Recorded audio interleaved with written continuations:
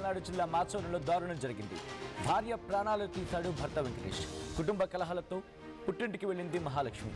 బంగారం తెచ్చానని మహాలక్ష్మిని తీసుకువెళ్లాడు వెంకటేష్. పుట్టింటి నుంచి అత్తింటికి వెళ్తూ ఉండగా ఇద్దరి మధ్య గొడవ జరిగింది. కోపంతో స్వెటర్ లేస్తూ వినబడుతోందిగా, కోపంతో స్వెటర్ కుంటుంది. అంటే మీకు బాగా గుర్తుంటే మనం ఇలా క్యాప్లా ఉంటుంది కదా, అక్కడ చిన్న లేస్లా ఉంటుంది, టైట్ చేసుకోవడానికి ఉంటుంది మెడ దగ్గర. సో ఆ లేస్తో మహాలక్ష్మి ప్రాణాలు తీసేశాడు వెంకటేష్.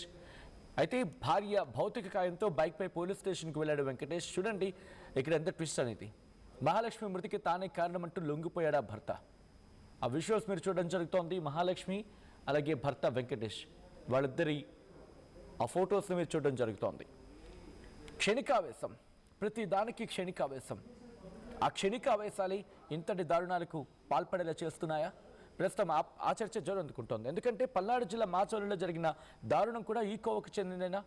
మీరే చెప్పే ప్రయత్నించండి, మీరే మాట్లాడే ప్రయత్నించండి. ఎందుకంటే భార్య ప్రాణాలు తీశాడు భర్త వెంకటేష్. ఆ ఇంట్లో కుటుంబ కలహాలు ఉన్నాయి. ఆ కుటుంబ కలహాలతో పుట్టింటికి వెళ్ళిపోయింది భార్య మహాలక్ష్మి. అయితే బంగారం తెచ్చానని చెప్పి మహాలక్ష్మి తీసుకువెళ్లేందుకు వచ్చాడు వెంకటేష్. ఆ తర్వాత తీసుకువెళ్ళాడు కూడా. పుట్టింటి నుంచి అత్తింటికి వెళ్తూ ఉండగా ఇద్దరి మధ్య గొడవ జరిగింది. కోపంలో స్వెటర్ లేస్తూ మహాలక్ష్మి ప్రాణాలు తీసేశాడు ఆ భర్త వెంకటేష్. ఆ తర్వాత ఏం చేశాడో తెలుసా? ఆ భార్య భౌతిక కాయాన్ని బైక్ పైనే పెట్టుకొని బైక్ పైనే పోలీస్ స్టేషన్ వరకు కూడా తీసుకెళ్లాడు. పోలీస్ స్టేషన్కి తీసుకెళ్ళి నా భార్యని చంపేసింది నేనే అంటూ కూడా పోలీసుల ముందు లొంగిపోయాడంట. క్షణికావేశం. ఒకవేళ నీకు నచ్చకపోతే, భార్య నీకు నచ్చకపోతే, కోపంలో ఏమైనా ఇష్యూస్ ఉంటే విడాకులు చేసి ఎవరి జీవితం వాళ్ళు బతకండి. అలా కాకుండా మనిషిని చంపేసే హక్కు ఎవరిచ్చారు?